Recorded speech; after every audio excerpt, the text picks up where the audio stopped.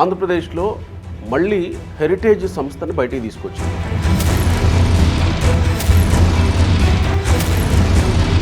వాళ్ళు చెప్తున్నట్టు ప్రచారం చేస్తున్నట్టు అది ఒక బిజినెస్ ట్రాన్సాక్షన్ రిలేటెడ్ అగ్రిమెంట్ కాదు. ఎక్కడో అజిత్ పవార్ మేనల్లుడికి హెరిటేజ్ మీద ఏమో లక్ష్యం ఉంటున్నారు అనుకోవాలి.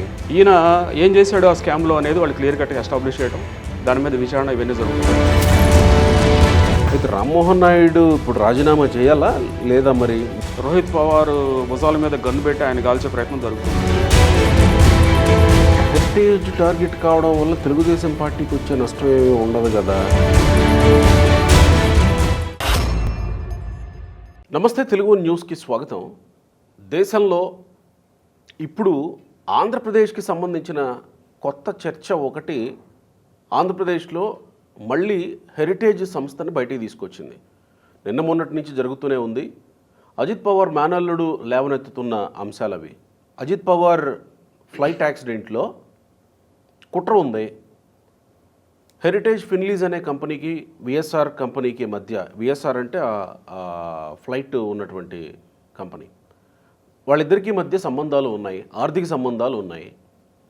సో హెరిటేజ్ అనేది తెలుగుదేశం పార్టీ వాళ్ళకి సంబంధించింది కాబట్టి, ఆర్థిక సంబంధాలు ఉన్నాయి కాబట్టి రామ్మోహన్ నాయుడు రాజీనామా చేయాలి. రామ్మోహన్ నాయుడు పదవిలో ఉంటే ఈ దర్యాప్తు సక్రమంగా జరుగుతుందన్న నమ్మకం మాకు లేదు, ఆయన రాజీనామా చెయ్యాలి అని భువనేశ్వరి అండ్ బ్రహ్మణి ఫోటోల్ని అజిత్ పవార్ మేనల్లుడు తెర మీదకు తీసుకొచ్చిన విషయం నిన్న మొన్నంతా మనం చూసాం.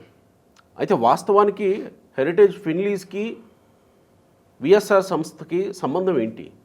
ఎందుకు హెరిటేజ్ని పదే పదే చర్చల్లో ఉంచే ప్రయత్నం ఇక్కడ వైసీపీ చేస్తుంది? దాంతోపాటు ఇప్పుడు అజిత్ పవార్ మరణం సందర్భంగా జరుగుతున్న దర్యాప్తులో భాగంగా అక్కడ అజిత్ పవార్ మేనల్లుడు ఎందుకు హెరిటేజ్ సంస్థని, తర్వాత భువనేశ్వర్ని బ్రహ్మణిని తెర మీదకి తీసుకొచ్చి డిస్ప్లే చేయాల్సిన అవసరం ఏమొచ్చింది? కంపెనీ సెక్రటరీ లక్ష్మీనారాయణ గారు మనతో ఉన్నారు. నమస్కారం లక్ష్మీనారాయణ గారు. గోపి గారు, ఈ మధ్యకాలంలో వరుసగా మీతో పని పడుతుంది మాకు. ఏంటి ఈ వ్యవహారంలో? సరే, కుట్ర ఉంది, రాజీనామా చేయాలనే దానికి మళ్ళీ వద్దాం. హెరిటేజ్ ఫిన్లీజ్కి విఎస్ఆర్ కంపెనీకి సంబంధం ఏంటి? హెరిటేజ్ ఫిన్లీజ్ అనేది ఒక ఎన్బిఎఫ్సి అండి, నాన్ బ్యాంకింగ్ ఫైనాన్షియల్ కంపెనీ అంటాం. ఒక లెండర్కి బారోవర్కి ఏం సంబంధం ఉందో అట్లానే హెరిటేజ్ ఫిన్లీజ్కి ప్లస్ విఎస్ఆర్ వెంచర్స్కి అదే సంబంధం ఉంది. జనరల్గా కంపెనీస్కి వీటికి ఫైనాన్షియల్ రిక్వైర్మెంట్స్ ఉంటాయి, వాళ్ళ బిజినెస్ ఆపరేషన్స్కి వీటికి సంబంధించినటువంటి. అందులో భాగంగానే వీళ్ళు ఎన్బిఎఫ్సి అప్రోచ్ అవ్వడం జరిగింది హెరిటేజ్ ఫిన్లీజ్ని. వాళ్ళు కావాల్సినటువంటి ఆర్టికల్ అది నథింగ్ బట్ వాళ్ళు ఏవియేషన్లో ఉన్నారు కాబట్టి విఎస్ఆర్ వెంచర్స్ అనేది ఫ్లైట్ కొనుగోలుకు అవసరమైనటువంటి ఫైనాన్స్ కోసం అప్రోచ్ అవ్వడం జరిగింది. దానిలో భాగంగానే వాళ్ళు ఎలిజిబిలిటీ కండిషన్స్ ఇవన్నీ వెరిఫై చేసి లోన్ ఇవ్వడం జరిగింది 30 కోట్ల వరకు. ఆ రిలేషన్షిప్ తప్ప వేరే రిలేషన్ ఏమీ ఉందని అక్కడ ఏమి ఎస్టాబ్లిష్ అవ్వట్లేదు. అంటే 200-300 కోట్ల వరకు వీళ్ళిద్దరి మధ్య ట్రాన్సాక్షన్స్ జరిగినాయి ఈ రెండు కంపెనీల మధ్య అని అంటే. ఇప్పుడు ఆరోపణలకు సంబంధించి ఏ ఆరోపణలైనా ఇవ్వచ్చండి. 200-300 కోట్లు టర్న్ ఓవర్ ఆ రిలేషన్షిప్లో ఆ ట్రాన్సాక్షన్ జరిగినప్పుడు ఆ 200-300 కోట్లకు సంబంధించినటువంటి ట్రాన్సాక్షన్స్ ఏంటి అనేది ఆ కంపెనీ రికార్డ్స్ చూస్తే తెలిసిపోతుంది కదండి. 200-300 కోట్లు 200-300 కోట్లు ఎందుకు తీసుకున్నారు అనేది వీళ్ళు డిస్క్లోజ్ చేయాలి కదా. మరి ఆ కంపెనీ కూడా ఇన్ఫర్మేషన్ రెగ్యులేటర్స్ సబ్మిట్ చేయాలి కదా. సో అదంతా ఫాల్స్ ఇన్ఫర్మేషన్ అండి. యాజ్ పర్ రికార్డ్స్ వాళ్ళు ఆ ఫ్లైట్ పర్చేజ్ చేయడానికి కావాల్సినటువంటి అమౌంట్ ఏదైతే ఉందో దాని కోసం అప్రోచ్ అవ్వడం జరిగింది. హెరిటేజ్ ఫిన్లీజ్ అన్నీ వెరిఫై చేసిన తర్వాత అమౌంట్ ఇవ్వడం జరిగింది. అది క్లియర్ కట్గా మీకు పబ్లిక్ రికార్డ్స్లో ఉంది ఇప్పటికీ. ఆ విఎస్ఆర్ వెంచర్స్ ప్రైవేట్ లిమిటెడ్ అనే కంపెనీ ఏదైతే లోన్ తీసుకుందో హెరిటేజ్ ఫిన్లీజ్ నుంచి, వాళ్ళకి ఒక ఛార్జ్ క్రియేషన్ అంటాం మనం as per section 77 of the companies act 2013 ప్రకారంగా. అంటే దాని మీద ఇంట్రెస్ట్ ప్లస్ లీను క్రియేట్ చేస్తుంది ఏది హెరిటేజ్ ఫిన్లీజ్కి. ఎవరైనా సరే మళ్ళీ ఆ అసెట్ మీద లోన్ ఇవ్వబోయేటప్పుడు వాళ్ళు వెరిఫై చేసుకొని ఇది ఆల్రెడీ లోన్లో ఉంది కాబట్టి కొంచెం ఆలోచించి డెసిషన్ తీసుకునే అవకాశం ఉంది. అది ఛార్జ్ క్రియేషన్ అంటాం మనం. ఓకే, అది 30 కోట్లకు మాత్రమే క్రియేట్ అయింది, 200-300 కోట్లు కాదు. ఇదంతా పచ్చి అబద్ధం. ఒక ఒప్పందాన్ని చూపిస్తున్నాడు విఎస్ఆర్కి హెరిటేజ్ ఫిన్లీస్కి మధ్య జరిగింది హైపోథికేషన్ అగ్రిమెంట్ అని. అదేంటి అసలు? అది యాక్చువల్గా లెండర్ అండ్ బారోయర్ రిలేషన్షిప్ ఉందన్నాం కదండి. ఒక అసెట్ కొనేటప్పుడు మనం ఒక సెక్యూరిటీ ఇవ్వాల్సి వస్తుంది. వితౌట్ సెక్యూరిటీ వాళ్ళు ఏమి లోన్ ఇవ్వరు. సో దానికి ఒక డాక్యుమెంటేషన్ ప్రాసెస్ ఉంటుంది. అందులో భాగంగా తీసుకున్నటువంటి డాక్యుమెంట్ ఈ హైపోథికేషన్ అగ్రిమెంట్. వాళ్ళు చెప్తున్నట్టు ప్రచారం చేస్తున్నట్టు అది ఒక బిజినెస్ ట్రాన్సాక్షన్ రిలేటెడ్ అగ్రిమెంట్ కాదు. మీరు కొన్నా, నేను కొన్నా, ఇంకెవరైనా సరే బ్యాంకు దగ్గర నుంచి కారు కానీ అలాంటి ఏదైనా లోన్ తీసుకుంటున్నప్పుడు ఆ మొబైల్ అసెట్ కింద ఆ మొబైల్ అసెట్కి సంబంధించి ఒక అగ్రిమెంట్ తీసుకుంటారు, హైపోథికేషన్ అగ్రిమెంట్. అంటే రైట్స్ మీ దగ్గరే ఉంటాయి, బట్ దాని మీద రైట్ ఓనర్షిప్ మీ దగ్గరే ఉంటుంది. దానికి సంబంధించిన రైట్స్ అన్నీ లెండర్ దగ్గర ఉంటుంది. సో ప్రధానంగా ఉండేటువంటి అంశాలు అవే. మీరు వాళ్ళు మాట్లాడుతున్నటువంటి అంశాలు కనుక క్లియర్గా పరిశీలిస్తే అదే ఇన్ఫర్మేషన్ వాళ్ళే ఎక్స్ప్లెయిన్ చేశారు. కాకపోతే ఆ టెక్నికాలిటీస్ అండర్స్టాండ్ కాక వాళ్ళు వేరే రకంలో ప్రొజెక్ట్ చేస్తున్నారు. సో అంతకుమించి వేరే ఏముండదండి. ఇదంతా బ్యాంకింగ్ సిస్టంలో, నాన్ బ్యాంకింగ్ ఫైనాన్షియల్ కార్పొరేషన్ సిస్టంలో ఇవన్నీ సహజం. కొలేటర్ లేకుండా, సెక్యూరిటీ లేకుండా లోన్ గ్రాంట్ అవ్వదు. సో అందులో ప్రాసెస్ పార్ట్ అండ్ పార్సల్గా ఈ అగ్రిమెంట్ ఉంటుంది, హైపోథికేషన్ అగ్రిమెంట్. వాళ్ళు డిస్ప్లే చేసిన అగ్రిమెంట్ చూస్తున్నా మీకు క్లియర్ కట్గా అదే కనిపిస్తుంది. అంతకుమించి బిజినెస్ సంబంధించిన అగ్రిమెంట్ కాదు. అయితే ఈ అగ్రిమెంట్ నుంచే భువనేశ్వరి బ్రహ్మణి ఫోటోలను కూడా తీసుకొచ్చి డిస్ప్లే చేసి ఇంకొక పార్ట్నరా, ఇంకొక డైరెక్టర్ ఉన్నారు, ఇంకో డైరెక్టర్, వాళ్ళ ఫోటోలు డిస్ప్లే చేయడాన్ని ఎట్లా అర్థం చేసుకోవాలి? అదే అందరికీ సందేహం వస్తున్నటువంటి అంశం. ఇప్పుడు ఒక బారోయర్కి లెండర్కి ఉన్నటువంటి రిలేషన్షిప్లో బిజినెస్ ట్రాన్సాక్షన్ జరుగుతున్నప్పుడు, అంటే ఫైనాన్షియల్ ట్రాన్సాక్షన్, వాళ్ళకి అసెట్ కొనుక్కోవాలి, వీళ్ళని అప్రోచ్ అయ్యారు, వీళ్ళు లోన్ ఇచ్చారు, దాంతో మ్యాటర్ ఎండ్ అయింది. అలాంటిది వీళ్ళ మధ్య ఫైనాన్షియల్ ట్రాన్సాక్షన్ జరిగాయి, పెద్ద మొత్తంలో ఆర్థిక లావాదేవీలు జరిగాయి, దానికి సంబంధించిన అగ్రిమెంట్ ఇది అని రాంగ్ ఇన్ఫర్మేషన్ ఇంటర్ప్రిట్ చేసుకుంటూ అది జనానికి చెప్తూ వీళ్ళ ఫోటోలు ఆ స్క్రీన్ మీద డిస్ప్లే చేయడం అనేది దాని అనుకున్నటువంటి లక్ష్యం ఏంటి అనేది అర్థం కావటం లేదు. ఇప్పుడు వీళ్ళు ఎక్కడో అజిత్ పవార్ మేనల్లుడికి హెరిటేజ్ మీద ఏం లక్ష్యం ఉంటున్నారు అనుకోవాలి. ఉన్నాయండి, యాక్చువల్గా యస్ ఉన్నాయి అనుకుంటున్నాం. ఎందుకంటే మనం అబ్జర్వ్ చేసిన దాని ప్రకారంగా ఏం జరుగుతుందంటే, ఈ రోహిత్ పవార్ అనే అతను కొన్ని వివాదాస్పద అంశాల్లో ఉన్నారు. ఓకే, అది ఒకటే కాకుండా ఆయన ఎంఏసి కోఆపరేటివ్ స్కామ్ ఒకటి మహారాష్ట్రలో జరిగింది, 25,000 కోట్ల పైగా. దాంట్లో ఈయన పార్ట్ అండ్ పార్సల్ అని చెప్పేసి ఈడీ కేసు బుక్ చేసింది. మార్చి 2025లో దాదాపు 50 కోట్లకు సంబంధించినటువంటి అటాచ్మెంట్స్ జరిగాయి. 161 ఎకరాలకు సంబంధించిన ల్యాండు, ఈయనకి సంబంధించినటువంటి land, asset, plant and machinery జరిగింది. ఈయన ఏం చేశాడు ఆ స్కామ్లో అనేది వాళ్ళు క్లియర్ కట్గా ఎస్టాబ్లిష్ చేయడం, దాని మీద విచారణ ఇవన్నీ జరుగుతున్నాయి. ఒకటి దాని నుంచి తప్పించుకోవడానికి కావచ్చు, దాని నుంచి ఎట్లా తప్పించుకోవచ్చు, ఇట్లా మేబీ పొలిటికల్ మైలేజ్ గెయిన్ చేసుకోవడానికి maybe he would try for that, అది జరుగుతూ ఉండొచ్చు. రెండోది, బారామతి ఆగ్రో లిమిటెడ్ అనేది ఇంకో కంపెనీ ఉంది ఆయనకి, బారామతి ఆగ్రో లిమిటెడ్. ఇది ఓన్లీ మహారాష్ట్రలో మాత్రమే కాకుండా సింగపూర్ ఒకటి, అట్లనే టాంజానియాలో ఒకటి, ఈ 2 చోట్ల వాళ్ళు ఎస్టాబ్లిష్ చేస్తున్నారు. వీళ్ళు డైరీలో కూడా వాళ్ళ రోల్ అండ్ రెస్పాన్సిబిలిటీస్ ఎక్స్పాండ్ చేస్తున్నారు. వాళ్ళు ఒక మిల్క్ సంబంధించిన ప్రోడక్ట్ రిలీజ్ చేశారు. మేబీ అదేమన్నా కాంపిటేటర్గా ఫీల్ అవుతున్నారా హెరిటేజ్ అనేది ఒక ఆస్పెక్ట్. 2, ఈయన కూడా కొన్ని లోన్స్ తీసుకున్నారు. దాదాపు 2,271 కోట్ల రూపాయల లోన్ ఉంది ఈయన కూడా, ఏది బారామతి ఆగ్రోకి, ఈయనకి అంటే. మరి అలాంటప్పుడు ఏ సెక్యూరిటీ లేకుండా, అగ్రిమెంట్స్ లేకుండా వీళ్ళంతా లోన్స్ ఇచ్చేసారా బ్యాంక్స్? దాదాపుగా 20-25 కంపెనీలు ఉన్నాయి ఫైనాన్షియల్ ఇన్స్టిట్యూషన్స్ ఈయనకి లోన్ ఇచ్చినాయి. మరి ఎట్లా అర్థం చేసుకోవాలి? వాటితో కూడా ఆర్థిక సంబంధాలు ఉన్నాయి అనుకోవాలా?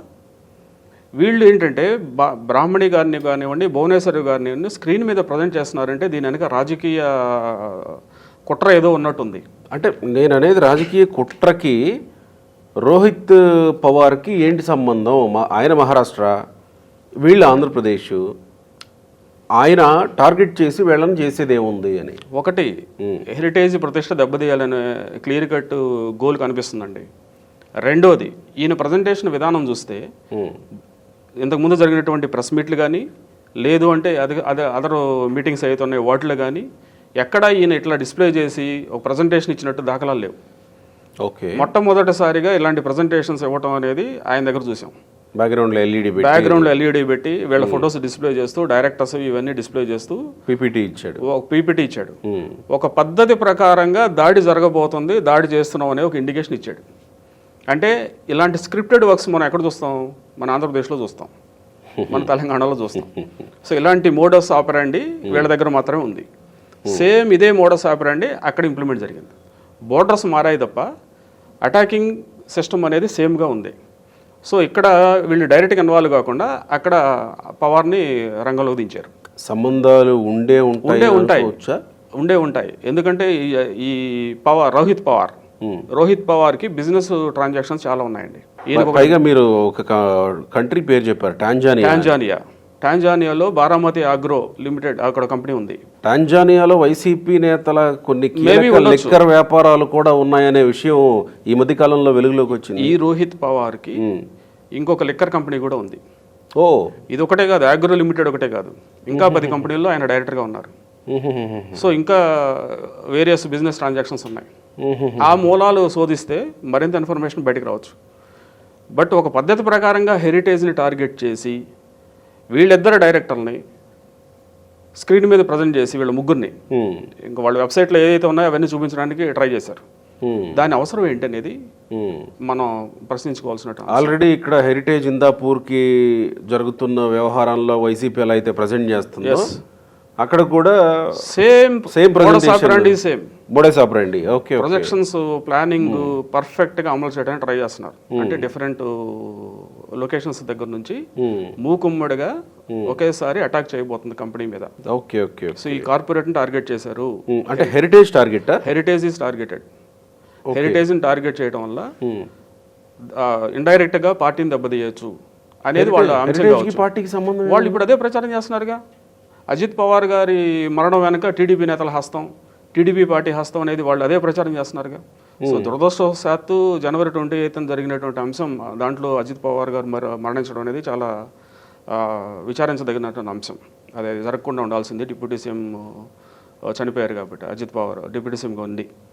బట్ అది టెక్నికల్గా ల్యాండింగ్ సమయంలో జరిగినటువంటి పొరపాటు ఏదో జరగవచ్చు. బట్ మనం ఆయన మిస్ అయ్యాం. ఆ యాక్సిడెంట్ని రాజకీయంగా వాడుకోవడానికి ట్రై చేస్తున్నారు అనేది బయట వినిపిస్తున్నటువంటి అంశం. ఈ అంశాలన్నింటినీ మనం చూస్తున్నప్పుడు ఇప్పుడు జరుగుతున్నటువంటి అంశాలు, హెరిటేజ్ మీద జరుగుతున్నటువంటి దాడి, ఇవన్నీ కన్సిడరేషన్లో తీసుకుంటే ఒక రకమైనటువంటి రాజకీయ కుట్ర జరగబోతుంది అనేది క్లియర్గా అంటే నేను అదే హెరిటేజ్కి రాజకీయానికి లేదా హెరిటేజ్కి తెలుగుదేశం పార్టీకి, అంటే తెలుగుదేశం పార్టీ జాతీయ అధినేత చంద్రబాబు నాయుడు భార్య కోడలు ఉండి ఉండొచ్చు కాదు, అవును, కానీ రాజకీయానికి కంపెనీకి సంబంధం ఏంటి అని ఇప్పుడు వీళ్ళు ఏం చేస్తున్నారంటే అండి, యాక్చువల్గా అంటే అలా ప్రొజెక్ట్ చేస్తే జనాలు నమ్మేస్తారా? ఎట్లా నమ్మేస్తారండి? జనం చాలా తెలియగలడు. ప్రతి అంశాన్ని, ప్రతి ఇన్ఫర్మేషన్ని వాళ్ళు చక్కగా అనలైజ్ చేసుకుని అండర్స్టాండ్ చేసుకోగలుగుతారు. హెరిటేజ్ అనగానే చంద్రబాబు నాయుడు గారికి ముడి పెడుతున్నారు. హెరిటేజ్ అంటే చాలా అది చంద్రబాబు నాయుడు గారి కంపెనీ. నేను ముందే క్లారిఫికేషన్ ఇచ్చాను. ఒకసారి కంపెనీ ఇన్కార్పొరేషన్ అయిన తర్వాత ప్రమోటర్స్కి వీటికి లీగల్ పర్సనాలిటీ వస్తుంది, కంప్లీట్గా డిఫరెంట్ అవుతుంది. చంద్రబాబు నాయుడు గారి కంపెనీ కాదు. 1992లో ఆయన ఇన్కార్పొరేట్ చేసిన మాట వాస్తవం. 1994లో బయటకు వచ్చారు ఆయన. అక్కడ నుంచి వాళ్ళ ఫ్యామిలీ మెంబర్ టేకప్ చేసుకొని దాన్ని డెవలప్ చేసుకుంటూ వచ్చారు. ఒక సిస్టమ్ ప్రకారంగా, ఒక విలువలతో నడిపినటువంటి కంపెనీస్ అవి. మేము చాలా కంపెనీస్ని అబ్జర్వ్ చేస్తుంటాం కాబట్టి ఒక సిస్టమ్ ప్రకారం నడుస్తున్నటువంటి కంపెనీస్ అవి. సో ఎక్కడ బ్రీచెస్ కానీ డీవియేషన్స్ కానీ ఉండవు. సో అలాంటి కంపెనీని ఏం చేయాలి, సంథింగ్ ఏదో జరిగిందని ఎస్టాబ్లిష్ చేసి దాని గుడ్విల్ని దెబ్బతీస్తే స్లోగా దాని యొక్క మంచితనం కానీ ఇలాంటివన్నీ దెబ్బతింటాయి. మార్కెట్ నుంచి ఎగ్జిస్టెన్స్ అవుతున్న రకరకాల కాన్సెప్ట్లు ఇంప్లిమెంట్ చేయడం జరుగుతుంది. అందులో భాగంగా కూడా ఈ పవర్ గారి కాన్సెప్ట్ తీసుకొచ్చారు. క్లియర్గా అదే జరుగుతుంది. ఇప్పుడు మీరు బారామతి ఆగ్రో వెబ్సైట్ చూడండి, వాళ్ళు రకరకాల ఆస్పెక్ట్లో రకరకాల సెగ్మెంట్లో ఉన్నారు. అందులో కూడా డైరీ అనేది ఒక కాన్సెప్ట్, మిల్క్ ఒకటి రిలీజ్ చేశారు. అట్లా రకరకాల ప్రోడక్ట్స్ ఉన్నాయి. ఓకే. సో మీరు దాన్ని అజిత్ పవార్ గారు మరణాన్ని దీనికి లింక్ చేయడం, దానికి టీడీపీతో సంబంధాలు ఉన్నాయి అనటం, ఇవన్నీ ఏంటంటే ఒక రకమైనటువంటి ప్లానింగ్. ఏది, హెరిటేజ్ని దెబ్బతీయాలి. ఓకే. హెరిటేజ్తో మాత్రమే విఎస్ఆర్కి సంబంధాలు ఉన్నాయా? ఇంకెక్కడి నుంచి అయినా ఫైనాన్స్ తీసుకుందా విఎస్ఆర్? కేవలం హెరిటేజ్కి మాత్రమే ముడిపెట్టడం వెనక విఎస్ఆర్ అనేది ఏవియేషన్ కంపెనీ అండి. వాళ్ళు Hyderabad, Bengaluru and some other cities నుంచి వాళ్ళ ఆపరేషన్స్ స్టార్ట్ చేయబోతున్నారు. ఒక కంపెనీకి, ఇట్లాంటి పెద్ద కంపెనీస్కి ఫైనాన్స్ అనేది చిన్నది కావచ్చు, పెద్దది కావచ్చు, ఏదైనా కావచ్చు, ఫైనాన్స్ అనేది లైఫ్ బ్లడ్ అవుతుంది. సో ఎక్కడైతే పాసిబిలిటీ ఉన్నాయో రిసోర్సెస్ కానీ సోర్సెస్ కానీ ప్రొక్యూర్ చేసుకోవడానికి వాళ్ళు ఎప్పుడు ఫైనాన్స్ టీమ్ వర్క్ చేస్తూ ఉంటారు. ఇందులో భాగంగా హెరిటేజ్ని కూడా అప్రోచ్ అవ్వడం జరిగింది. దీంతో పాటుగా ఇంకో 10-15 కంపెనీస్ దగ్గర నుంచి కూడా ఫైనాన్స్ తీసుకున్నారు వాళ్ళు. అంత మాత్రం చేత వాళ్ళతో కూడా ఆర్థిక సంబంధాలు ఉన్నాయని అంటామా? మరి వాళ్ళని ఎక్కడ ఎస్టాబ్లిష్ ఇప్పుడు రోహిత్ పవార్ ఇప్పుడు దాచిపెట్టినటువంటి ఇన్ఫర్మేషన్ కాదు కదా, మీకు ఈరోజు పబ్లిక్ డొమైన్లో ఉంది ఆ ఇన్ఫర్మేషన్ మొత్తం. మీరు చూసుకోవచ్చు. హెరిటేజ్ని మాత్రమే, హెరిటేజ్ ఫిన్లీజ్ని మాత్రమే ఎందుకు టార్గెట్ చేస్తున్నారు? ఏమేమి ఉన్నాయి లిస్ట్ పట్టుకొచ్చారు మీరు? ఏమేమి కంపెనీస్ ఉన్నాయి? ఇదంతా పబ్లిక్ డొమైన్లో మీకు పాసిబిలిటీ ఉందండి, యూ కెన్ సీ ఇట్. ఇప్పుడు యాక్చువల్గా కరూర్ వైశ్య బ్యాంక్ ఉంది, ఓకే. అట్లానే వెల్స్పన్ లివింగ్ లిమిటెడ్ ఉంది, వెల్స్పన్ ఎంటర్ప్రైజెస్ ఉన్నాయి, కార్పొరేట్స్ దగ్గర నుంచి కూడా అమౌంట్ తీసుకున్నాయి. ఇండియన్ ఓవర్సీస్ బ్యాంక్ ఉంది, హెచ్డిఎఫ్సి బ్యాంక్ ఉంది, SG air travel private limited ఉంది, జిస్ట్ మినరల్స్ టెక్నాలజీస్ ఉంది. ఇట్లా ఇదంతా పబ్లిక్ డొమైన్లోనే ఉంది, పబ్లిక్ డొమైన్లో ఉంటుంది. మీరు 100 రూపీస్ పే చేస్తే మినిస్టర్ ఆఫ్ కార్పొరేట్ అఫైర్స్ నుంచి తీసుకోవచ్చు. Very transparent. అక్కడ మొత్తం డిక్లేర్ చేయబడింది అనమాట ఇన్ఫర్మేషన్ మొత్తం. ఇంకా దాచిపెట్టిన ఏముందండి? మరి కరూర్ వైశ్య బ్యాంక్ కి మధ్య విఎస్ఆర్ కి మధ్య కూడా సంబంధాలు ఉన్నాయి. వీళ్ళు చెప్పేదాని ప్రకారం కరూర్ వైశ్య బ్యాంక్ కూడా ఈ కుట్రలో భాగం అని రోహిత్ పవార్ అనలేమో కదా? అనలేదుగా, ఎందుకనలేదు? అదొకటే కాకుండా మీకు బారామతి అగ్రో లిమిటెడ్ ఉంది, it's a big empire, various ఆస్పెక్ట్స్లో ఉన్నారు. బిజినెస్ ట్రాన్సాక్షన్స్ వీటికి సంబంధించిన ఇన్ఫర్మేషన్ కంప్లీట్గా మీకు అవగాహన ఉంది.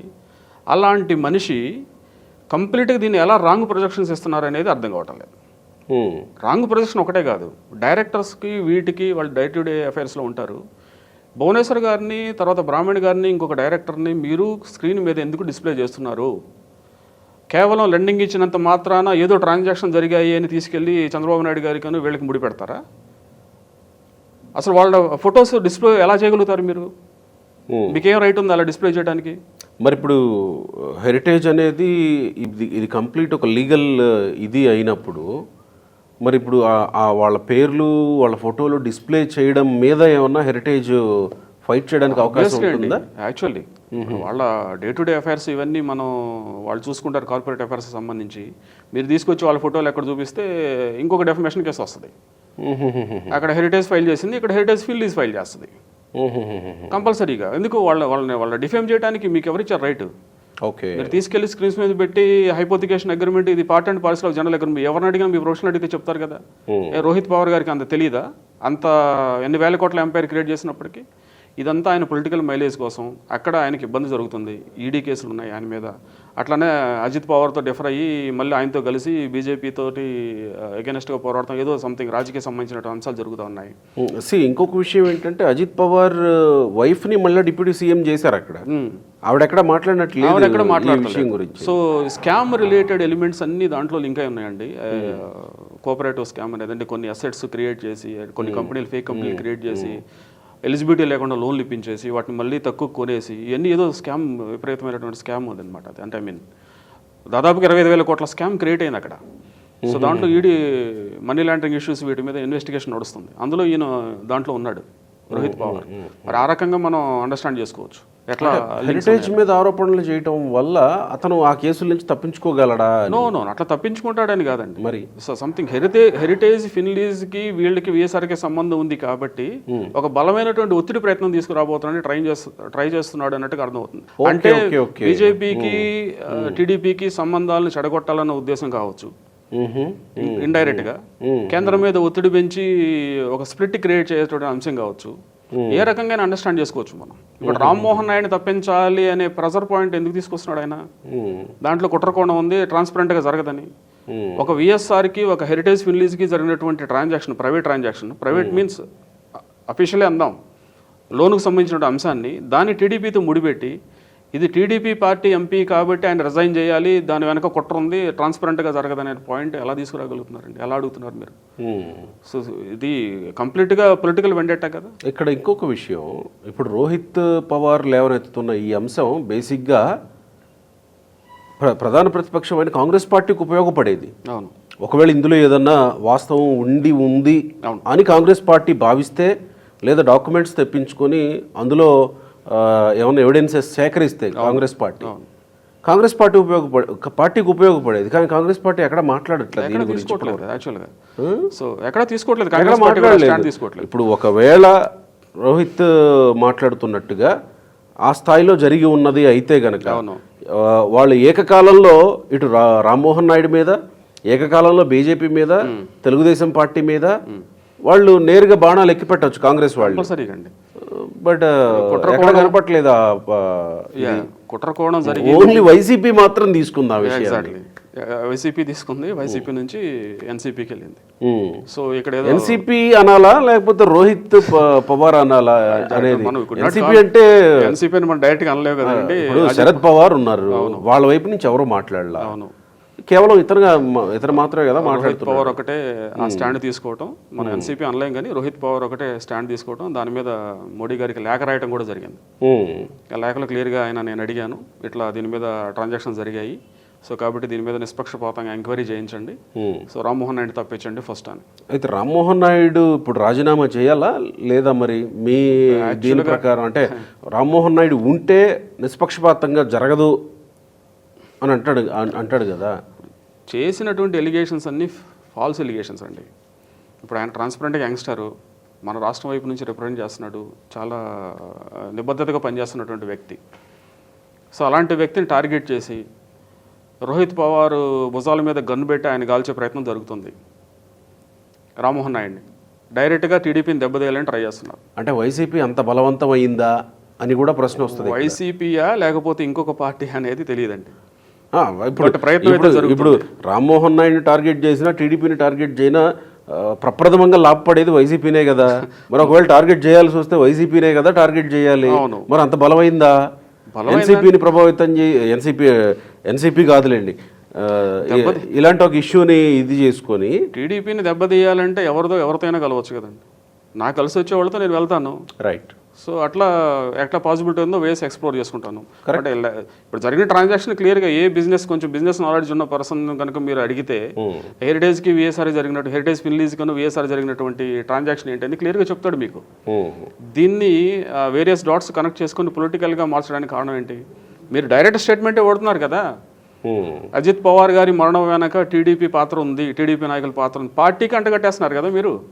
అది ఎట్లా ఇదవుతుంది, జస్టిఫై అవుతుంది, క్లియర్గా అర్థమవుతుంది కదా. ఈ మొత్తం వ్యవహారంలో కామన్ పాయింట్ ఒకటి, హెరిటేజ్. అది హెరిటేజ్ డైరీయా లేకపోతే హెరిటేజ్ ఫిన్లీజా? ఆ మధ్యకాలంలో మార్గదర్శి టార్గెట్ అయినట్టుగా హెరిటేజ్ కామన్ పాయింట్ ఇక్కడ కనపడుతుంది. హెరిటేజ్ టార్గెట్ అయ్యిందా, కాబోతుందా? ఈ ప్రచారాలు తెర మీదకు తీసుకొస్తున్న వ్యక్తుల లక్ష్యం ఏంటి హెరిటేజ్ టార్గెటెడ్గా? స్ట్రైట్గా టు ది పాయింట్ రావాలంటే గోపి గారు, Heritage already targeted. Okay, Heritage ఇందాపూర్కి సంబంధం ఉంది, హెరిటేజ్కి బోలేబాబా డైరీకి వీటికి సంబంధం ఉన్నది వాళ్ళు లేపినటువంటి అంశం. అది ఎక్కడ వర్కౌట్ కాల. ఇప్పుడు కొత్త అంశాన్ని తీసుకురావాలి టార్గెట్లోకి. ఆ కొత్త అంశం ఎక్కడ దొరికింది వీళ్ళకంటే హెరిటేజ్ ఫిన్లీజ్ అనే అంశంలో దొరికింది. హెరిటేజ్ ఫిన్లీజ్కి, విఎస్ఆర్ వెంచర్స్కి, విఎస్ఆర్ ఏవియేషన్కి లింక్స్ ఉన్నాయి అనేది వాళ్ళు ఎస్టాబ్లిష్ చేశారు. అది మనం చెప్తే నమ్మరు ఎవరు, కాబట్టి ఇంకొక పర్సన్ చెప్పాలి. డైరెక్ట్గా ఆయన రోహిత్ పవార్ని టార్గెట్ చేసి అక్కడి నుంచి ఇన్ఫర్మేషన్ బయటకు వదులుతున్నారు. ఆ రోహిత్ పవార్ పెద్ద ప్రజెంటేషన్ వేసి భువనేశ్వర్ గారిని, తర్వాత బ్రాహ్మణి గారిని, ఇంకా అదర్ డైరెక్టర్ని డిస్ప్లే చేస్తూ, చూడండి వీళ్ళ రిలేటివ్స్, చంద్రబాబు నాయుడు గారి రిలేటివ్స్ వాళ్ళు కంపెనీ పెట్టారు, కాబట్టి డైరెక్ట్గా పార్టీకి సంబంధం అనేది ఆయన దాన్ని ఎస్టాబ్లిష్ చేసే ప్రయత్నం, హెరిటేజ్ ఫిన్లీజ్ని దెబ్బకొట్టడం, హెరిటేజ్ బ్రాండ్ని టోటల్గా దాన్ని వీకెన్ చేయడం, మార్కెట్ నుంచి ఎగ్జిస్టెన్స్ లేకుండా చేయడం అనేది ఒక ప్లాన్ ప్రకారంగా జరుగుతున్నటువంటి కుట్ర. దాంట్లో ఇప్పుడు హెరిటేజ్ ఫిన్లీజ్ అయింది, రేపొద్దున ఇంకొక ఎంటిటీ వస్తుంది. వీళ్ళు ఎంతటితో ఆపరు దీన్ని. ఇంకా వీటికి సంబంధించిన ఎన్ని కంపెనీలు ఉన్నాయి, ఏ ఆస్పెక్ట్లో వీళ్ళని టార్గెట్ చేయొచ్చు అవకాశం ఉందో చూసి ఫస్ట్ ఇన్ఫర్మేషన్ బురద మేమే చల్లేస్తారు. మీరు కడుక్కోండి. మీరు కడుక్కునే లోపు next we will bring another topic, ఇంకొక అంశం తీసుకొస్తాం. మీరు ఇది కడుక్కుంటూ ఉండండి, ఇదే జరిగిపోతా ఉంది. హెరిటేజ్ ఎప్పుడో టార్గెట్ అయిందండి. అంటే హెరిటేజ్ టార్గెట్ కావడం వల్ల తెలుగుదేశం పార్టీకి వచ్చే నష్టం ఏమీ ఉండదు కదా. పార్టీకి నష్టం లేదు. మరి రాజకీయంగా పైచేయి సాధించడమో లేకపోతే రాజకీయంగా ప్రత్యర్థిని కాస్త ఇది చేసే ప్రయత్నం జరిగితే పార్టీకి మధ్య జరగాలి. అవును, కంపెనీ వైపుకు వెళ్ళడం ఏంటి? ఇప్పుడు కంపెనీ బేసిక్గా ఎలా ఉంటుందంటే, ప్రత్యర్థి రాజకీయ ఆర్థిక మూలాలను దెబ్బ కొడితే ప్రత్యర్థి కాస్త కుంగుతాడు అనే ఇది ఉంటుంది. ఇప్పుడు చంద్రబాబు నాయుడుకి హెరిటేజ్ నుంచి వచ్చేటువంటి డబ్బుతోటి రాజకీయాలు చేయట్లేదు కదా ఆయన. అది టార్గెట్ చేసినటువంటి పీపుల్ తెలియాలండి. యాక్చువల్గా ఇది పార్టీ ఒకళ్ళు మనం ముందే అనుకున్నాం, మార్గదర్శి వల్ల తెలుగుదేశం పార్టీయో లేకపోతే మార్గదర్శి వల్ల ఈనాడు సంస్థలో నడవలేదు కదా అప్పుడు. కానీ మార్గదర్శి టార్గెట్ అయ్యింది. తండ్రికేమో మార్గదర్శక టార్గెట్, ఇప్పుడు వీళ్ళకేమో కొడుకేమో హెరిటేజ్ టార్గెట్ అన్నట్టు అనుకోవాలా? ఇప్పుడు వాళ్ళ ఒక ప్రొజెక్షన్ ఏంటంటే జనంలో హెరిటేజ్ అనేది చంద్రబాబు నాయుడు గారి కంపెనీ, ఆయన కంపెనీయే. అది రకరకాల అటువంటి ఇల్లీగల్ యాక్టివిటీస్లో కానీ లేదంటే ఇట్లాంటి థింగ్స్లో ఇన్వాల్వ్ అయిందని చెప్పేసి ప్రొజెక్ట్ చేయాలి, జనంలో దాన్ని బ్యాట్ చేయాలి. But people are very intelligent అండి. వాళ్ళు ప్రతి అంశాన్ని వెయి చేస్తారు, ఏది కరెక్టు ఏది రాంగ్ అనేది వాళ్ళు తెలుసుకోగలుగుతారు. అంటే తేలికైనటువంటి అంశం కాదు, వాస్తవంగా ఏం జరుగుతుంది ఏంటనేది వాళ్ళు కూడా జస్టిఫై చేసి డెసిషన్ తీసుకుంటారు. సో ఇక్కడ ఏంటంటే ఒక ప్రయత్నం జరుగుతుంది, విపరీతం, అది చాలా ఇంటెన్స్తో జరుగుతుంది, తీవ్ర స్థాయిలో జరుగుతుంది. దెబ్బ కొట్టాలి ఏదో రకంగా అనేది. సో అందులో భాగంగానే ఇప్పుడు కొత్తగా రోహిత్ పవార్ అంశం తెర మీదకి వచ్చింది. సో బట్ రేపు ఏ అంశం వస్తుంది అనేది ఇంకా వాళ్ళు ఏ ప్లాన్లో ఉన్నారనేది మీకు. సో ఇప్పుడు హెరిటేజ్ ముందున్న తక్షణ కర్తవ్యం ఏంటండి? ఎట్లా వెళ్ళొచ్చు హెరిటేజ్ ఇలాంటి వాటిని? యాక్చువల్గా కార్పొరేట్స్ కంటూ ఒక సపరేట్ లీగల్ ఇమ్యూనిటీస్ ఉంటాయి, హెరిటేజ్ మొన్న యాక్షన్ తీసుకుంది డెఫినేషన్ ప్రకారంగా. సో ఇక్కడ కూడా సేమ్ అదే జరిగింది. హెరిటేజ్ ఫిన్లీజ్లో కూడా ఒక లెండర్కే బారోవరకు ఉన్నటువంటి ట్రాన్సాక్షన్ని వేరే రకంగా ప్రొజెక్ట్ చేసి ఒక హైపోతికేషన్ అగ్రిమెంట్ సర్వసాధారణమైనటువంటి డాక్యుమెంట్ని మీరు డిస్ప్లే చేస్తూ దాన్ని వీళ్ళిద్దరి మధ్య బిజినెస్ లావాదేవీలు జరిగాయి అంటే పెద్ద మొత్తంలో జరిగాయి ఫైనాన్షియల్ ట్రాన్సాక్షన్స్ అనేది ఒక రాంగ్ ప్రొజెక్షన్స్ పీపుల్కి పంపిస్తూ దాని మీద గుడ్ విల్ మీద దెబ్బతీసే ప్రయత్నం జరుగుతుంది. ఇప్పుడు హెరిటేజ్ ఫిన్లీజ్ అనేది కూడా కంపెనీ కాబట్టి వాళ్ళు కూడా డెఫినేషన్ సూట్ ఫైల్ చేయొచ్చు, లీగల్ నోటీసు వాళ్ళు ఇష్యూ చేసి దానికి ఆన్సర్ చేయమనొచ్చు. ఇది ఒకటే కాదు, ఇది బోర్డర్ దాటింది, స్టేట్ బోర్డర్. ఇప్పుడు రోహిత్ పవార్ దగ్గరికి వెళ్తుంది, రోహిత్ పవార్ని కూడా పార్ట్ అండ్ పార్సల్ చేయొచ్చు ఇందులో. సో ఎందుకంటే మెయిన్ అలిగేషన్స్ ఆయన దగ్గర నుంచి వచ్చాయి కాబట్టి. దాని తర్వాత ఎవరెవరు ఉన్నారు దాని వెనక, దీన్ని ఎట్లానే ఎవరైతే స్ప్రెడ్ చేస్తున్నారో రేపు మొన్న ఢిల్లీ హైకోర్టు ఇచ్చినటువంటి ఆర్డర్ ప్రకారంగా ఈ ఫాల్స్ ఇన్ఫర్మేషన్ అరికట్టేటువంటి ఆర్డర్ మళ్ళీ తెచ్చుకోవచ్చు. ఇట్లా ప్రతిసారి వాళ్ళు వేసిన ప్రతి బురదను కడుక్కుండా పోవటమే వీళ్ళ పని, దాని తప్ప వేరే రెమెడీ ఏమి లేదు. అంతేనా? అంతే, ఫైనల్గా జరుగుతుంది అది. అంటే ఇలాంటి ఆధారాలు లేని ఆరోపణలు చేసిన వాళ్ళ మీద ఏదన్నా స్ట్రింజెంట్ యాక్షన్ తీసుకుంటే, అంటే ఊరికే పరువు నష్టం దావాలో ఇలాంటివి కాకుండా యాక్షన్ ఇంప్లిమెంట్ అయితే ఇంకొకళ్ళు వేయటానికి సాహసించకపోవచ్చేమో కదా, ఇలాంటి ఆరోపణలు చేయడానికి సాహసించకపోవచ్చేమో కదా. ఎగ్జాక్ట్లీ, అలాంటి అవకాశం ఉంటుందా? ఉంటుందండి. కంపెనీస్ ఎప్పుడు అగ్రెసివ్ యాక్షన్కి వెళ్ళవు. అసలు నష్టం కానీ లాస్ కానీ ఏదైనా జరిగినప్పుడు అవి బేర్ చేయడానికి సిద్ధపడతాయి. కాకపోతే ఏంటంటే వాళ్ళు అంత అగ్రెసివ్ మోడ్కి వెళ్ళకపోవడానికి కారణం ప్రజలకు వాస్తవాలు తెలిస్తే అక్కడ వాళ్ళకి జస్టిఫికేషన్ జరిగినట్టే. రైట్, అది ఒకటే వాళ్ళు ఎప్పుడు చూస్తూ ఉంటాయి. ఎందుకంటే మనం ఇంతకుముందు డిస్కస్ చేస్తాం, ఇప్పుడు కంపెనీ గ్రోత్ అనేది ఆటోమేటిక్గా ఒక నైట్ వచ్చేది కాదండి. దానికి ఇయర్స్ టుగెదర్ ఎఫర్ట్ ఉంటుంది, చాలా మ్యాన్ అవర్స్ ఉంటాయి, వాళ్ళ నాలెడ్జ్ ఇన్వెస్ట్ చేయాల్సి వస్తుంది, చాలామంది ప్రొఫెషనల్ దాని వెనక పనిచేస్తుంటారు. సో మీకు కూడా సేమ్ బిజినెస్ ఎంటిటీస్ ఉన్నాయి కదా, ఇంత పెద్ద ఎంపైర్స్ క్రియేట్ చేశారు. ఒక కంపెనీ మీద దాడి జరిగేటప్పుడు హెరిటేజ్ ఫిన్లీజ్ కను ప్లస్ విఎస్ఆర్ వెంచర్స్ ఉన్నది చెప్తున్నప్పుడు మీ ఆ నాలెడ్జ్ ఏమైపోయింది?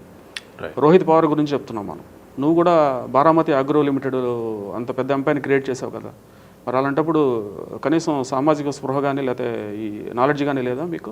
భలేవాళ్ళు సార్, ఒకవేళ నిజంగానే ఆయన టార్గెట్ చేయాలని రాజకీయంగా చేయాలనుకుంటే అవన్నీ ఎందుకు వస్తాయి తన మీద? నైతికత విలువ భలేవాళ్ళు అదే కదా మాట్లాడతారు. సో అవన్నీ మాట్లాడేటువంటి అంశం కూడా కాదు. కార్పొరేట్ అయితే మాత్రం ఫాలో అవుతాయండి అవి. సో రాజకీయాల్లో మనం చెప్పలేం కానీ బట్ కార్పొరేట్స్ అయితే ఫాలో అవుతాయి. So they are very serious about it. ఇలాంటి అంశాలు జరగకుండా తీసుకోవడానికి కావాల్సిన యాక్షన్స్ ఏంటంటే ఆల్రెడీ ప్రొఫెషనల్స్తో మాట్లాడి ఉంటారు, వాళ్ళు ఇంప్లిమెంట్ చేయడానికి కూడా ట్రై చేస్తూ ఉంటారు. Right sir, thank you Gopi గారు.